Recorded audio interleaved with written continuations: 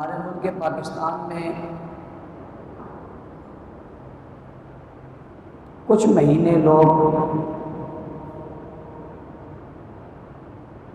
انہیں اور ان میں ہونے والے واقعات کو خوب جانتے ہیں، جس میں سے ایک مہینہ محرم کا بھی ہے۔ اس کی آمد سے پہلے ہی یہ لوگوں کو علم ہو جاتا ہے کہ محرم آنے والا ہے۔ جیسے رمضان المبارک کی آمد سے پہلے لوگ رمضان کی تیاری کرتے ہیں، ایسے ہی کچھ لوگ بلکہ اکثریت محرم کا انتظار کرتے ہیں۔ رمضان المبارک کی پہچان عبادت سے ہے، تراویح سے ہے، روزہ سے ہے اور قرآن کی تلاوت سے ہے، سحری اور افطاری سے ہے۔ اور محرم کی پہچان لوگ شاید کچھ لوگ، کم لوگ، قلیل لوگ، اس کی پہچان ماتم سے ہے، تعزیہ سے ہے، جلوس سے ہے اور آہ و بقا سے ہے۔ وہ اس کو یوں تصور کرتے ہیں، حالانکہ ان تمام چیزوں کا محرم الحرام سے، شریعت سے اور اسلام سے کوئی تعلق نہیں، کوئی تعلق نہیں ہے، دور کا بھی تعلق نہیں ہے۔ اس لیے کہ محرم الحرام کا مہینہ صرف پاکستان میں نہیں ہے، جس طرح رمضان المبارک پوری دنیا کے لیے آتا ہے، ایسے محرم کا مہینہ بھی ساری دنیا میں آتا ہے۔ دنیا کے کئی مسلم ممالک ایسے ہیں جس میں یہ پتہ ہی نہیں، جیسے آپ کو جو ہے وہ شعبان کے مہینے کا پتہ نہیں، اور بعض کو شوال کے مہینے کا پتہ نہیں، اور بعض کو ربیع الثانی اور جمادی الاولیٰ اور جمادی الثانی کے مہینے کا پتہ نہیں۔ ایسے ان کے ابھی محرم کا مہینہ ایسے ہی گزرتا ہے۔ وہاں کیوں علم نہیں ہوتا؟ اس لیے کہ وہاں خرافات نہیں ہوتی، وہاں خرافات نہیں ہوتی، وہاں بدعات اور رسومات نہیں ہوتی، وہاں پر یہ سب کچھ نہیں ہوتا جو ہمارے یہاں دین سمجھ کر اور شریعت سمجھ کر اور ثواب سمجھ کر کیا جاتا ہے۔ اور پھر ایک طبقہ ایسے عبادت سمجھتا ہے اور ثواب سمجھتا ہے، اس پر مزید اس پر جو ہے وہ اس کو بڑھانے کے لیے ہماری حکومتیں، اللہ تعالیٰ کو ہدایت سے نوازے، یہ ان کو پروٹوکول دے کر اور ان کی ترویج کر کے اور ان کی اشاعت کر کے اس کو اور بڑھاتے ہیں۔ اور بات یہاں تک پہنچ جاتی ہے کہ بجائے اس مہینے میں عبادات کو لوگ خوف میں مبتلا ہو جاتے ہیں اور سبھی کی دعائیں کروا رہے ہوتے ہیں، مولانا صاحب دعا کریں یا محرم ذریعے سے گزر جائے۔ صرف دعا نہیں کروا رہے ہوتے بلکہ اس پر میٹنگز ہوتی ہیں، اس پر جو ہے وہ بلایا جاتا ہے لوگوں کو اور کہا جاتا ہے کہ جی وہ امن و امان کا خیال رکھنا ہے اور اس کو خاطر میں لانا ہے، اور کوئی ایسا کام نہ ہو جائے، کوئی ایسی بات نہ ہو جائے جس سے جو ہے وہ کوئی لڑائی کا خطرہ ہو، لہٰذا سب نے امن و امان کا خیال رکھنا ہے۔ حالانکہ یہ والی بات کہ امن و امان کا خیال رکھنا ہے اور ایک دوسرے کا لحاظ رکھنا ہے، یہ کسی اور مہینے میں نہیں کی جاتی، نہ اجلاس بلائے جاتے ہیں، نہ وزیر اعلیٰ پریشان ہوتا ہے، نہ گورنر پریشان ہوتا ہے، نہ آئی جی پریشان ہوتا ہے، نہ رینجرز والے پریشان ہوتے ہیں، کوئی مسئلہ نہیں ہے، روٹین کے مطابق زندگی گزر رہی ہے۔ لیکن جو ہی اس مہینے کی آمد ہوتی ہے، اس مہینے کی آمد ہوتے ہی سب پریشانی کا شکار ہو جاتے ہیں اور کہتے ہیں یہ بہت بڑا مسئلہ ہے، لہٰذا سب امن کے ساتھ رہیں۔ اس کی وجہ یہ کہ ایک تو جو خرافات ہے اس کو قانونی تحفظ فراہم کیا جاتا ہے اور ہم اور آپ سبھی لیتے ہیں۔ اگر ہم سب مل کر بحیثیت قوم، ہم سب مل کر بحیثیت مسلمان ان تمام چیزوں کا رد کریں، یہ جو دین اور اسلام کے ساتھ اس کی نسبت جوڑی جاتی ہے، اگر اس کو رد کریں تو مسئلہ ہی کوئی نہیں، کہنے والے کہیں گے مولانا صاحب آپ نے کیا کہا؟ میں نے کہا میں نے کچھ بھی نہیں کہا. کیا ہندوؤں کی رسمیں نہیں، سکھوں کی رسمیں نہیں، نصرانیوں کی رسمیں نہیں؟ یا تو کئی لوگ رہتے ہیں ان کی اپنی رسمیں، اپنی رسموں کے مطابق اپنی عبادات کرتے ہیں، کبھی کوئی جھگڑا نہیں ہوا. ہندوؤں کی رسم کے ادا کرتے وقت کسی میٹنگ کی ضرورت نہیں پڑی. عیسائیوں کی عید کا وقت آیا، کسی قسم کی میٹنگ کی ضرورت نہیں پڑی. مسلمانوں کی عید کا وقت آیا، کسی قسم کی جو ہے وہ میٹنگ کی ضرورت. یہاں پر نہیں. بدامنی کا خطرہ ہے. تلاش کرنا چاہیے بدامنی کا خطرہ کیوں ہے. میں یہ بھی کہتا ہوں کسی کو کسی کی مذہبی عبادات کا اعتراض بھی نہیں ہونا چاہیے. اور جو آدمی اپنی مذہبی عبادات کرتا ہے اس پر کسی کو کیوں اعتراض ہوتا ہے؟ لیکن اگر اعتراض ہے تو اس کی کوئی وجہ تو ہوگی نا. کہ ملک پاکستان میں مختلف طبقات رہتے ہیں، کسی طبقے کی عبادت میں دوسرے کو کبھی اعتراض نہیں ہوا. یہاں پر کیوں اعتراض ہوتا ہے؟ اس کی وجوہات کیا ہیں؟ اس کو تلاش کیا جائے.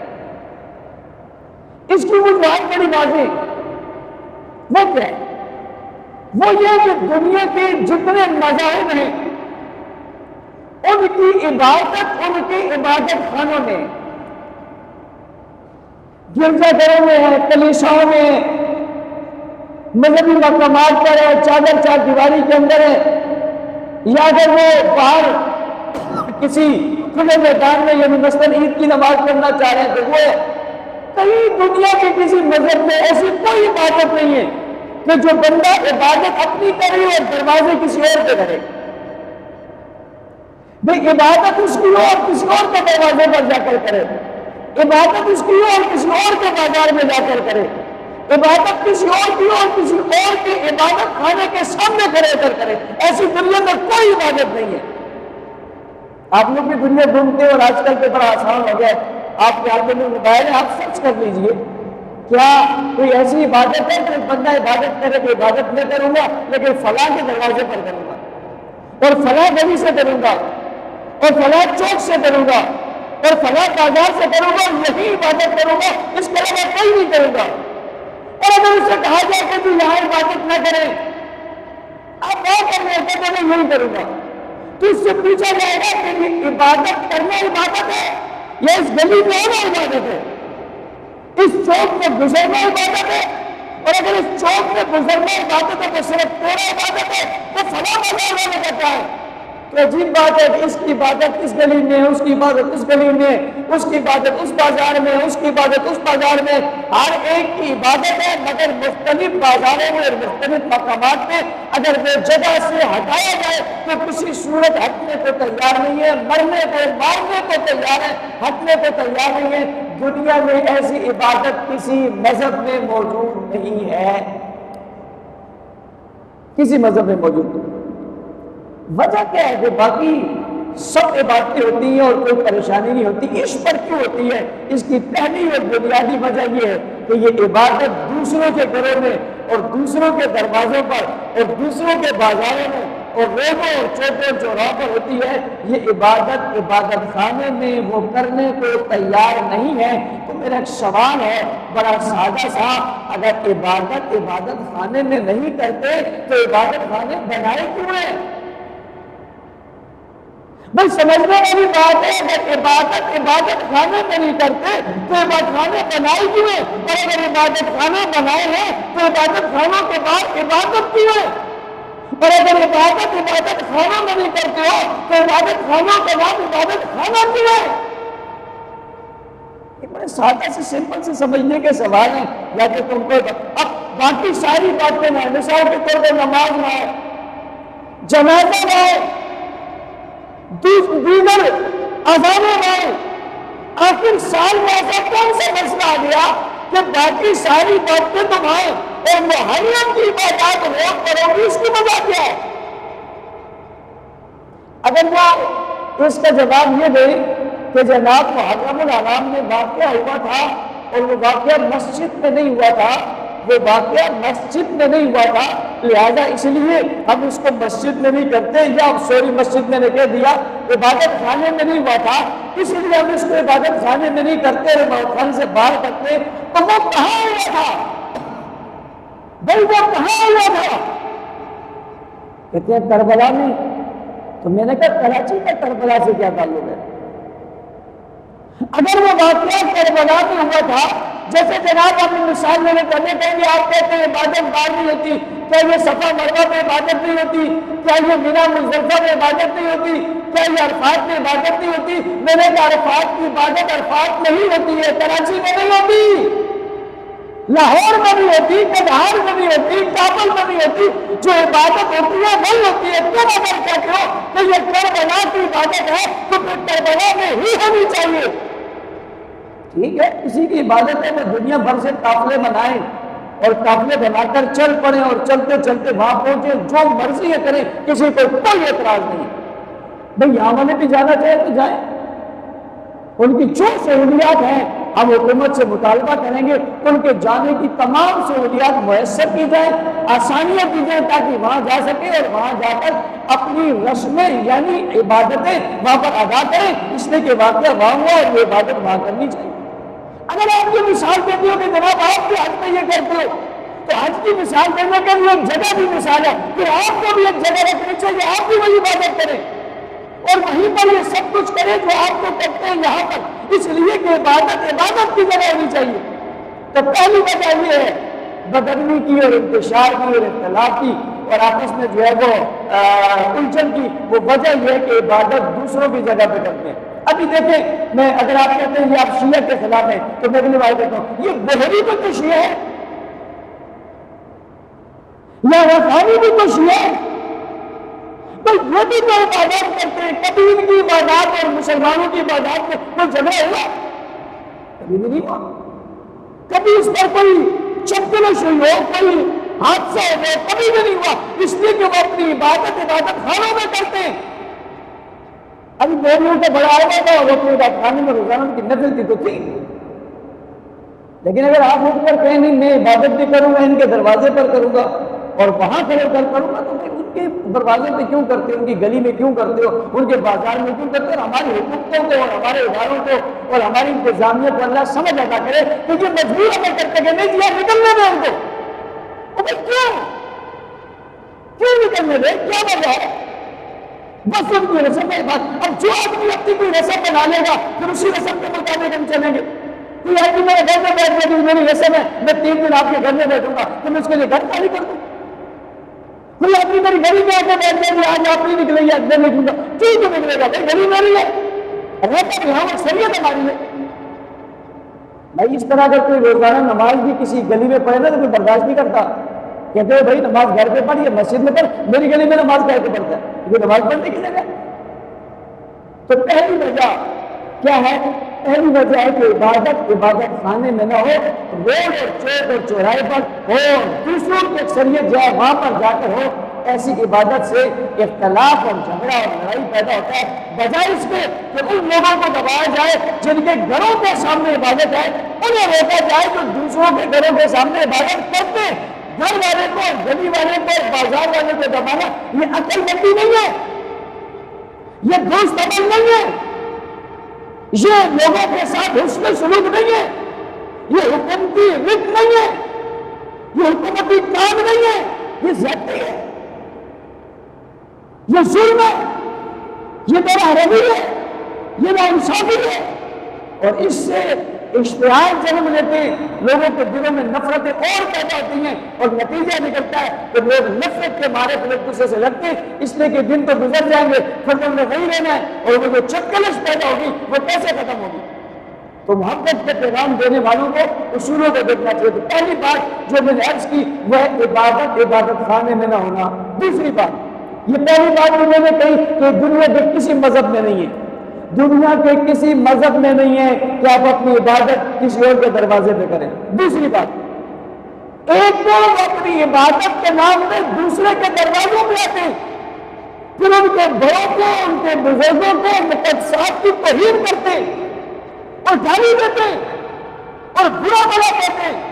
دنیا کے تمام مذاہب کا آپ مطالعہ کریں، تمام مذاہب کو آپ کریں، دنیا کے کسی ملک کے اندر آپ جائیں، ترقی یافتہ یا تعلیم یافتہ ملک میں جا کر پوچھیں، کئی دنیا میں یہ رواج نہیں ہے کہ آپ کسی کے دروازے میں جا کر ان کے بڑوں کو گالی دیں، سوال ہی پیدا نہیں ہوتا۔ نمبر 1۔ نمبر 2، پوری دنیا میں کوئی مذہب ہی ایسا نہیں ہے جس مذہب میں کسی کے بڑوں کو گالی دینا عبادت ہو۔ پہلی بات، کسی کے دروازے پہ جانا عبادت دنیا کے کسی مذہب میں نہیں ہے۔ دوسری بات، کسی کے بڑوں کو گالی دینا یہ بھی دنیا کے کسی مذہب میں نہیں ہے۔ جائیے تلاش کیجئے، پوچھئے، دنیا بھر میں گھومیے، اور آج کل تو بڑا آسان ہو گیا، آپ ریسرچ کیجئے، آپ چیک کیجئے کہ دنیا میں کوئی ایسا مذہب ہے جس میں دوسروں کے بڑوں کو گالیاں دی جاتی، اور گالیاں بھی اپنے عبادت خانے میں نہیں، دوسروں کے عبادت خانوں کے سامنے، اور ان کی جو گھروں اور آبادیوں کے سامنے لا کر دیں گے، اور یہ مطالبہ بھی کریں گے کہ اس گالیوں کو جو سنے بھی، برداشت بھی کرے اور بولے بھی نہ۔ کیا عجیب بات نہیں ہو گئی؟ اس گالیوں کو سنے بھی اور بولے بھی نہ اور برداشت بھی کریں، اور یہ باہر آ کر ان کو گالیاں دیں۔ دوسری وجہ گالیاں دینا، برا بھلا کہنا، تنقید کرنا، تبرہ کرنا، اور پھر کہتے ہیں کہ ہم تبرہ چھوڑیں گے نہیں، ان کو تبرہ سمجھنا ہوگا۔ تبرہ چھوڑیں گے نہیں، ان کو تبرہ سمجھنا ہوگا، یعنی ضرور اس پر غور کریں اور ضرور سنیں۔ اب ہونا چاہیے کہ اصول اور قاعدہ اور قانون بتاتا ہے کہ عبادت خانوں میں ہونی چاہیے۔ نمبر 2، اگر بہت مجبوری ہے کسی کی اور وہ اپنے عبادت خانہ، اس کا عبادت خانہ اس کی عبادت کی اجازت نہیں دیتا اور اسے مجبوراً اپنے عبادت خانے سے باہر کئی عبادت کرنی پڑ رہی ہے، تو پھر ذرا صبر کر لے، کسی کے بڑوں کو برا بھلا نہ کہے، اور ان کو گالی نہ دے، اور ان پر تنقید نہ کرے، بلکہ عبادت بھی غلط جگہ پہ کرے، پھر وہ گالی بھی دے اور برا بھلا بھی کہے، اور ہمارے صاحبان اقتدار کے کہیں کہ چھوڑیے، آپ صبر کیجئے، تو ہم نے بے صبری کی ہے۔ پھر اگر میں یوں کہوں کہ ایک آدمی پاکستان کا غدار ہے، اور وہ راہ کا ایجنٹ ہے، اور وہ موساد کا ایجنٹ ہے، اور وہ ادارے کے خلاف بات کرتا ہے، اور 9 مئی والے واقعے کو 9 مئی کے تناظر میں پھر دہراتا ہے اور روڈ پر آتا ہے، تو برداشت کر لیں، اس کو برداشت کر لیں۔ ہمیں برداشت کا درس دینے والوں، اسی 1 سال آپ بھی تو برداشت کر لو۔ ہمیں برداشت اور صبر کا سبق پڑھانے والوں، تم بھی تو برداشت کرتے، پکڑتے کیوں، مقدمات کیوں بناتے ہو، ان کے خلاف چھاپے کیوں مارتے ہو؟ آپ کہتے ہو مولانا صاحب یہ پاکستان کے غدار ہیں، انہوں نے ملکی فوج کے خلاف اور ملک کے اداروں کے خلاف اور پاکستان کے لیے جان دینے والوں کے خلاف گفتگو کی ہے، ان کی تصویریں پاڑی ہیں، یہ مجرم ہے۔ ایک سادہ سا سوال کرنا چاہتا ہوں، پاکستان کے لیے جان دینے والا فوجی قابل رشک ہے، اس کی کوئی تصویر پھاڑے، یہ جرم ہے۔ اسلام کے لیے جان دینے والوں کے بارے میں آپ کا کیا خیال ہے؟ اور وہ بھی حضور علیہ السلام کے ساتھ جان دینے والے، اور وہ بھی بدر میں شریک ہونے والے جن کی نفرت کا اعلان ہو گیا، اور وہ بھی عہد اور خیبر اور تبوک اور یرموک پہ جانے والے، اور وہ بھی حضور کے ساتھ ہمارے کرانے والے، وہ بھی اسلام کے بنیادی لوگ، آغاز کے لوگ، اور اسلام کے تصویر اور تصور کرنے والے، اور وہ کوئی برا بھلا کہے تو اس کے لیے کوئی قانون نہیں ہے، اس کے لیے کوئی ضابطہ نہیں ہے، اسے جیت میں لانے کے لیے کوئی عدالت نہیں ہے۔ سوال یہ پیدا ہوتا ہے دیرہ مزار کیوں ہے؟ اگر پاکستان کی فوج کے خلاف کوئی بولے اس کو باہر نکل، وہ کہتی میری عبادت ہے، یہ میری عبادت ہے، میں کروں گا، سال میں کروں گا اور 9 مئی کو کروں گا، اس لیے کہ واقعہ ہوا تو 9 مئی کو، اب ہمیں روڈ نہیں کرنا، چھوڑ دیں گے؟ قبلہ آپ نہیں چھوڑتے، ہم سے مطالبہ کیوں کرتے ہیں کہ ہم چھوڑ دیں؟ پھر ہمارے سبق کو سلام کریں نا، کتنا برداشت کر رہے ہیں؟ ہم ہر سال کہتے ہیں توہین ہو گئی، ہم FIR درج کرواتے ہیں۔ سندھ کے بعض علاقے ایسے ہیں جس میں بالخصوص دادو خیر پور ناتن شاہ میں سرعام گستاخی ہے، جا کر اسے کہہ دیا خیر کا وہ کہتے ہیں سائبر کرائم میں جائیں، سائبر کرائم میں جاتے ہیں کہتے ہیں تھانے میں جائیں. اس کا مطلب ہے تم نے طے کیا ہوا ہے گستاخیاں کروائیں گے، FIR درج نہیں کروائیں گے، کسی کو ادھر دے دیں گے اور کسی کو ادھر دے دیں گے. اور جب سائبر کرائم مقدمہ درج نہیں کرے گا، تھانہ مقدمہ درج نہیں کرے گا، SHO بات نہیں سنے گا، DSP بات نہیں سنے گا، SSP بات نہیں سنے گا، بات نہیں سنی جائے گی، تو میں پوچھنا چاہتا ہوں بتاؤ لوگ کیا کریں گے؟ کیا کریں لوگ؟ آپ لوگوں کو کون سا راستہ دے رہے ہیں؟ کس راستے پر آپ گامزن کر رہے ہیں؟ آپ کون سے سبق ان کو پڑھانا چاہ رہے ہیں کہ آپ کی بات تھانے میں نہیں سنی جا رہی، آپ کی بات جو ہے وہ فلاں جگہ نہیں سنی جا رہی؟ اور اسی طرح نواب شاہ کے اندر، دور کے اندر اور سندھ کے بہت سے علاقوں کے اندر جن کے رپورٹس میرے پاس آ رہی ہیں کہ جو یہاں گستاخیاں ہوئی اور بازی، اور ہم جاتے ہیں اور گستاخی پر جو ہے وہ FIR ہی نہیں ہوتی. اگلی بات ہے اگر FIR ہو جائے، جج صاحب دیکھ کر کہتے ہیں مجھے FIR ہی نہیں ہے، فرق کر کچھ. جج صاحب آپ جو بیٹھ کر یہ فیصلے کر رہے ہو کوئی بھی جرم ہی نہیں ہے. اگر گستاخی جرم نہیں ہے، گالی دینا جرم نہیں ہے، مقدسات کی توہین جرم نہیں ہے، نبی علیہ الصلوۃ والسلام کے ساتھ رہنے والوں کو برا بھلا کہنا جرم نہیں ہے، تو پھر دنیا میں کوئی بات جرم ہے ہی نہیں. پھر جو اداروں کو برا بھلا کہے وہ جرم کیوں ہے؟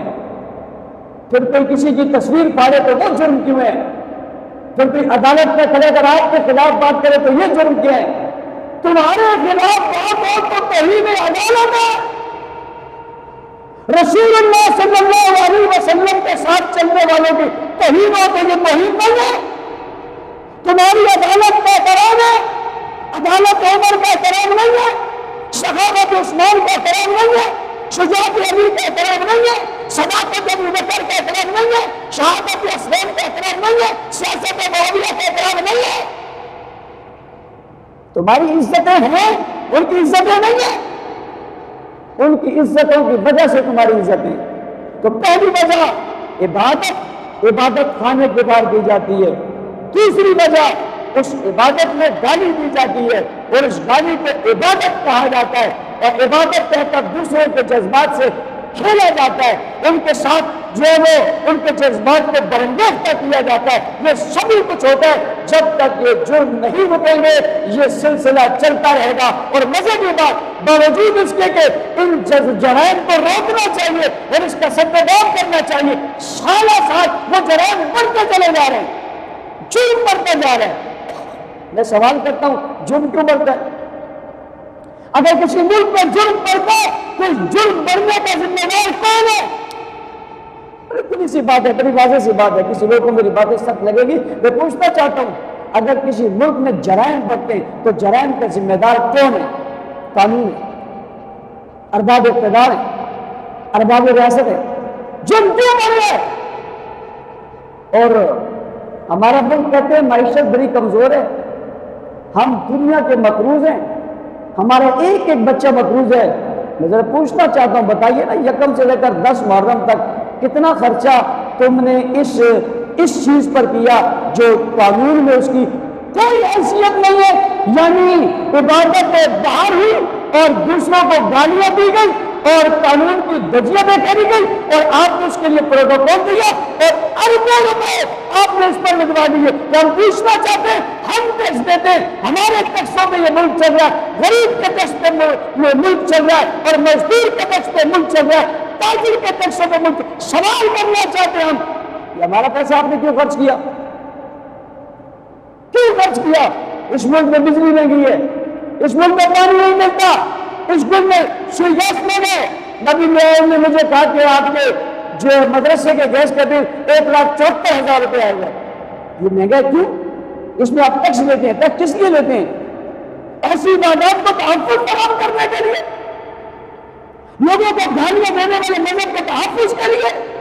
اور پھر باہر ملک سے لوگ آتے ہیں گالیاں دیتے ہیں. میں حیران ہوں، ان گالیاں دینے والے لوگوں کو پروٹوکول دیا جاتا ہے، ہماری رینجرز، ہماری پولیس، ہمارا ڈیزل، ہماری گاڑیاں، ہمارے جوان ان کی حفاظت پر مامور ہے.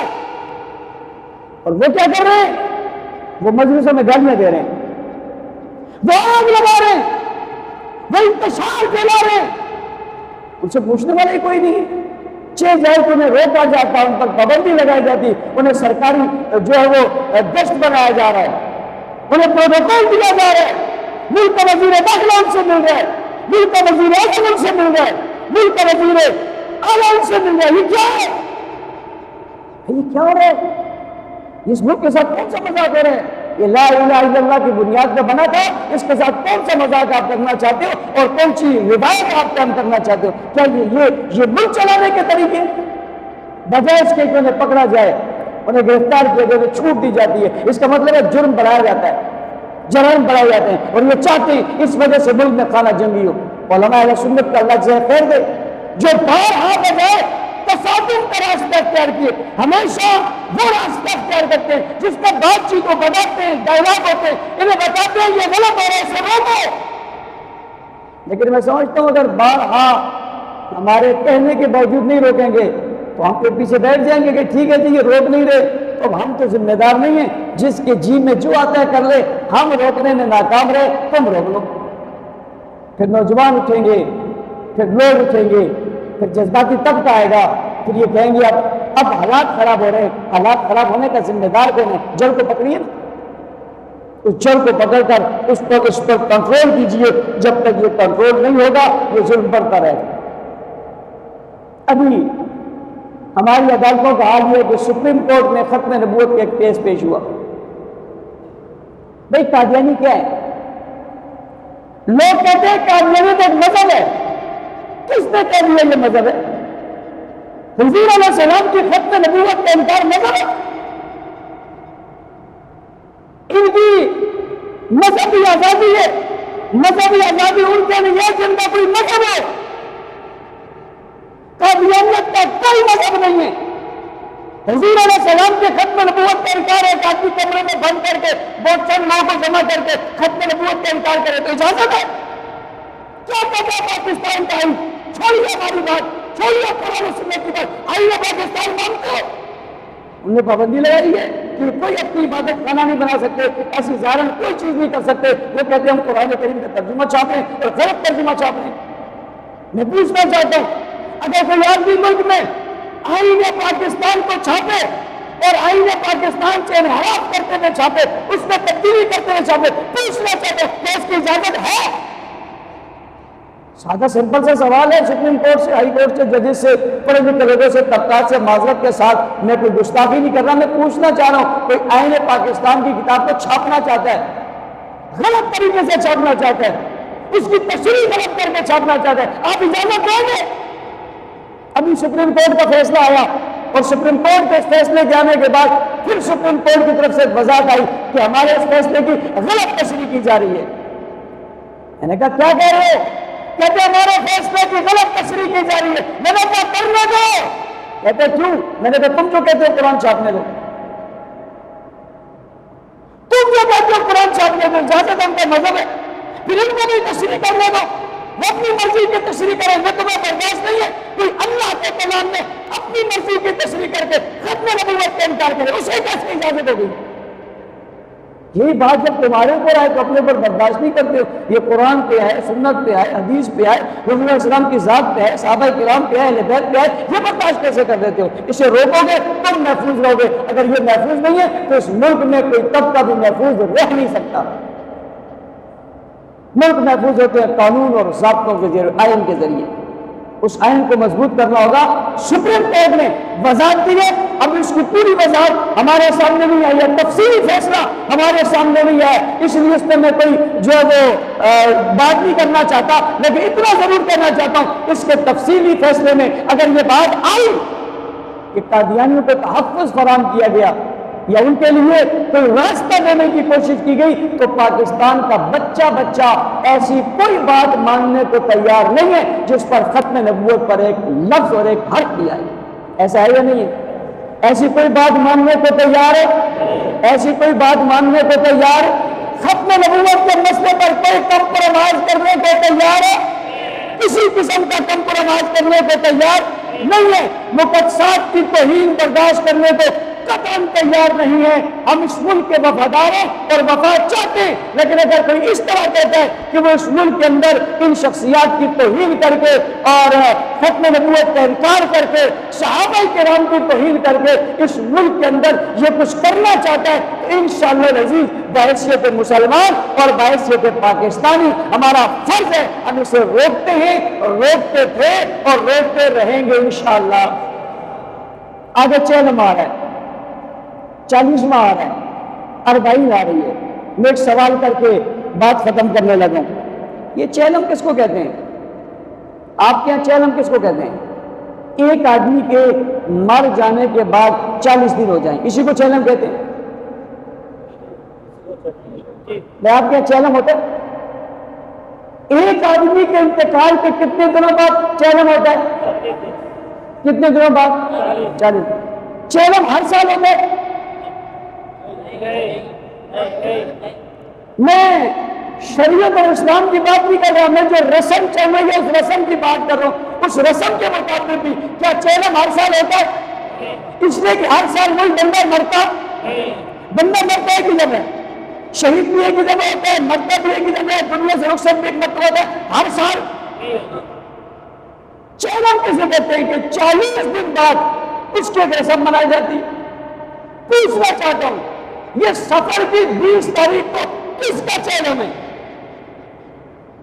اس سال میں 10 محرم کو کون دنیا سے گیا ہے جس کا آپ چیلم منا رہے ہیں؟ وہ عقل کی دنیا میں آ جائے، رسم کی دنیا میں آ جائے، فیض کی دنیا میں آ جائے، شعور کی دنیا میں آ جائے، قرآن اور سنت اور حدیث بات آ جائے. تم اتنی سی بات کو زمانے کی تو سمجھے نا. چیلم 40 دن بعد میرے کو کہتے ہیں چیلم. حضرت حسین اس 10 محرم کو شہید ہوئے نہیں. میں پھر پوچھنا چاہتا ہوں، شاید آپ کو بات سمجھ میں نہیں آئی. پوچھنا یہ چاہ رہا ہوں کہ اس 10 محرم کو حضرت حسین شہید ہوئے؟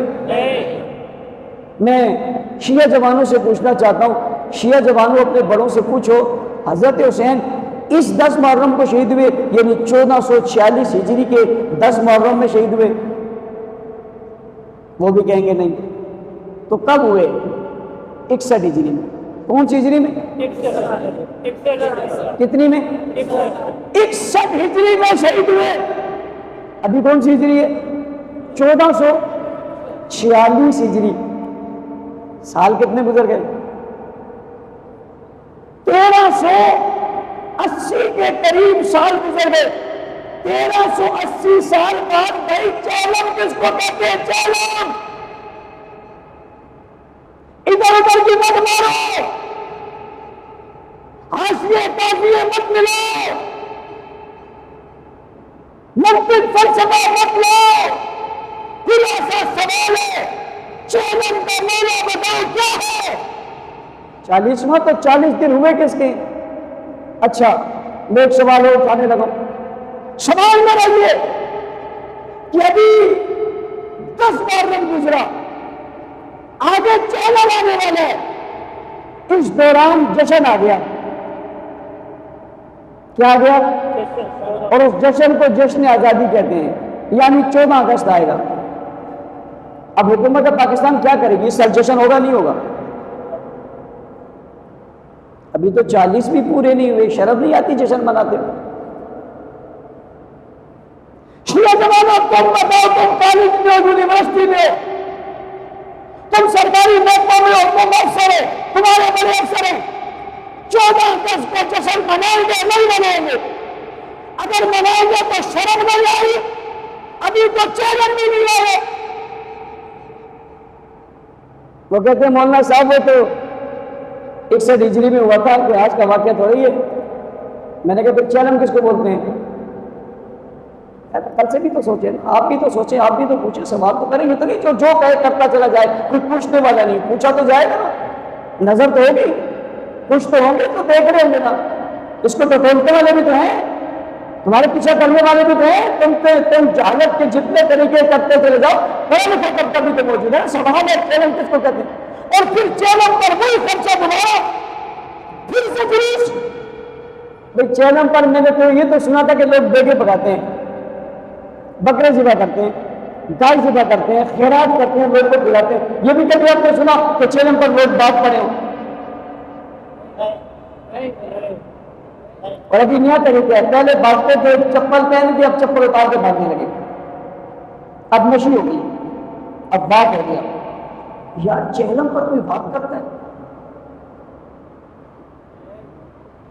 چپل اتار کے بھاگے تو خیرات کرو، صدقہ کرو، دے دے بتاؤ، چلو لوگوں کو کھلاؤ، کوئی بسم نہیں کرنی ہے تو دھمکی تو کرو، اگر تو اس کو سمجھے۔ یہ کون سا طریقہ ہے بھائی؟ چیلم آ رہا، پھر جو ہے وہ پچھلے سال شروع ہو جائیں گے، پھر فوج بچانے کی مصیبت آ جائے گی، پھر ایسا جو ڈی ایس پی بچارے وردی اتارے بغیر، جوز اتارے بغیر، سارا سے مل کے کیا ہو رہا ہے؟ کہتا چیلم ہے۔ عقل کہاں گئی؟ 40 دن نہیں، 40 مہینے نہیں، 40 سال نہیں، اس سے بھی زیادہ گزر گئے، صدیاں گزر گئی، 13 صدیاں گزر گئی، 13 صدیاں بعد چیلم کچھ کہتی ہے۔ پہلے بھی ہماری عبادت ہے، میں اگلا سوال کرنے لگا ہوں، یہ چیلم صرف حضرت حسین کا کیوں ہے؟ چیلم علی کیوں نہیں ہے؟ شیعہ جوانوں، حسین بیٹے علی کے درجہ حسین بہت بلند ہو گئے، مگر علی کے برابر تو نہیں ہے نا، تو چیلم علی کیوں نہیں ہے؟ اب مجھے بہت سارے لوگ کہتے ہیں مولانا صاحب نئی نئی باتیں نکال کے لاتے ہو، یہ تو پاگل لوگ ہیں، یہ بھی شروع کر دیں گے، اس لیے کہ ان کا مذہب تو روزانہ کی ایجادات کا نام مذہب ہے نا، آج یہ ایجاد کر دیا۔ جیسے میں نے کہا کہ تم جو ہے وہ یہ چیلم میں حسین کیوں نہیں مناتے، چیلم میں علی کیوں نہیں مناتے، تو ایک کہنے لگا تمہارا یہ شوق بھی ہم پورا کر دیں گے، یہ بھی شروع کر دیں گے۔ اس کا مطلب تمہارا مذہب نہ ہوا، شوق ہوا، جو رات کو شوق اٹھے وہی مذہب ہے، صبح میں روز شوق اٹھ جائے وہ مذہب ہے، اپنے لیے کسی کو لانا وہ مذہب ہے، کسی پہ جانا وہ یہ نظر مذہب بن جائے گا، ہر شوق جس دن اٹھے گا ایک نیا مذہب ہو جائے گا۔ اگر چیلم ضروری ہے، ہونا چاہیے، تو پھر ایک کا کیوں ہے؟ پھر امام زین العابدین کا کیوں نہیں ہے، امام تقی کا کیوں نہیں ہے، امام جعفر کا کیوں نہیں ہے، امام نقی کا کیوں نہیں ہے، بھائی امام حسن ان کے چیلم کیوں نہیں ہے؟ پھر چیلم حسن کیوں نہیں ہے، چیلم فاطمہ کیوں نہیں ہے، چیلم علی کیوں نہیں ہے، چیلم نبی کیوں نہیں ہے؟ ایک ہی چیلم کیوں ہے؟ وجہ کیا ہے کہ بتاؤ؟ لیکن ہماری قوم سچ سننے اور سچ سمجھنے کے متعامل نہیں ہے، ہم ادارے سے کہتے ہیں اس سے سوال اٹھاؤ، اور اگر نہیں ہے تو اسے روکنا چاہیے نہیں روکنا چاہیے، رکنا چاہیے نہیں رکنا چاہیے۔ یہ کیا ہے؟ یہ کیا ہے؟ اور یہ صرف چیلم پاکستان میں، یہ مدینہ میں نہیں ہے، یہ مکہ میں نہیں ہے، چھوڑیے ایران میں نہیں ہے، جس طرز کے معاملات محرم میں یہاں ہے۔ سوال ہے میرا، یہ ایران میں کیوں نہیں ہے؟ پوری ایرانی شیعہ حکومت ہے۔ شیعہ جوانوں، اگر یہ مذہب ہے تو ایران میں کیوں نہیں ہے؟ اس کا مطلب یہ ہوا کہ ایران والے بد مذہب ہیں،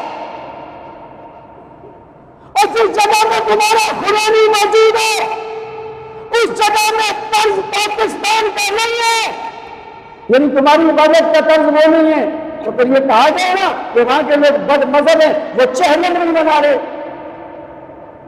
وہ عاشورہ میں وہ کچھ نہیں کر رہے وہ تم کر رہے، وہ روڈ اور چوک پر نہیں آ رہے، پارلیمنٹ کے سامنے نہیں آ رہے، وہ وہاں کے بڑے بازار میں نہیں آ رہے، تو کیا مطلب ہے؟ وہ عبادت نہیں کر رہے۔ اس کا مطلب ہے ان کی عبادت اور ہے اور تمہاری عبادت اور ہے، ان کا مذہب اور ہے، تم اپنے مذہب میں آپس میں ایک نہیں ہو تو ہمارے ساتھ کیا بات کرو گے؟ اس لیے ان تمام چیزوں کو سمجھنے کے لیے اصول کو سمجھنا چاہیے کہ غلطی کہاں ہے اور کمزوری کہاں ہے، اور غلط چیز رخ کہاں سے ہو رہی ہے، اس کو وہیں سے پکڑیں گے تو ان چیزوں کو روکا جا سکے گا، اور اگر وہاں سے نہیں پکڑیں گے تو پھر رکیں گی نہیں، پھر ہر ایک کا اپنا مذہب ہوگا، کل میرا بھی کوئی مذہب ہوگا تو میں نے فلاں چوک پہ فلاں کو جا کر یہ والا نعرہ لگانا ہے، کوئی کہے گا کیوں؟ میں کہوں گا میرا مذہب ہے، تو پھر مجھے آزادی تو ہوگی، پھر میں یہ بھی لگاؤں گا، اور میں یہ دیکھ رہا ہوں، سوچ رہا ہوں، سن رہا ہوں، ایک وقت ایسا آئے گا کہ اس مذہب اور اس عبادت کا بھی پرچار کیا جائے گا کہ حق کہنا عبادت ہے، اور جہاں پر صحابہ کو برا کہا جائے وہاں پر ان کی مدح کرنا عبادت ہے، اور جہاں صحابہ پر تنقید ہو وہاں اس تنقید کا جواب دینا عبادت ہے، اور کوئی صحابہ کو کافر کہے تو اس کو جواب میں کافر کہنا بھی عبادت ہے۔ پھر یہ عبادت دہرائی جائے گی، پھر یہ عبادتیں سنبھالنا ارباب اقتدار تمہارے لیے مشکل ہو جائے گا۔ اس پر غور کیا جائے، اس ملک کو پرامن بنایا جائے، اس میں ہونے والی ہر قسم کی دہشت گردی، تخریب کاری، شدت پسندی، تکفیریت، فرقہ واریت سب کو روکا جائے۔ الحمدللہ اس کام میں عملی مظاہرہ کیا۔ یکم محرم الحرام کو حضرت عمر کے تذکرے کیے، 6 محرم الحرام کو حسین عمر دونوں کے تذکرے کیے، اور 11-10 محرم الحرام کو حضرت حسین کے تذکرے کیے، اور ہم آگے بڑھ کر 26-25 اگست کو جناب صحابہ اور اہل بیت زندہ باد اور ان کی عظمت کے تذکرے کرنے کے لیے، ان کی اشتہاری بتانے کے لیے 25 اگست کو شارع قائدین پر انشاءاللہ عظیم الشان اجتماع کا انعقاد شعور کے بیدار کرنے کے لیے کر رہے ہیں۔ تمام لوگ آج سے اس کی دعوت دینا شروع کریں، ہر فرد دوسرے فرد کو بتائے کہ جنگ افیل ایک طوفان اور ایک بہت بڑا سمندر وہاں پر آئے گا، بتائے گا پاکستان ایک ملک ہے، اسلام کے نام پر بنا ہے، ہم اس ملک کے تحفظ کے لیے، استحکام پاکستان کے لیے اپنا کردار ادا کریں گے۔ صحابہ اہل بیت ہمارے ایمان کا حصہ ہے، ہم دونوں کے تذکرے کر کے فرقہ واریت کو جڑ سے اکھیڑیں گے۔ اللہ تعالیٰ ہم سب کو عمل کی توفیق عطا فرمائے۔ وآخر دعوانا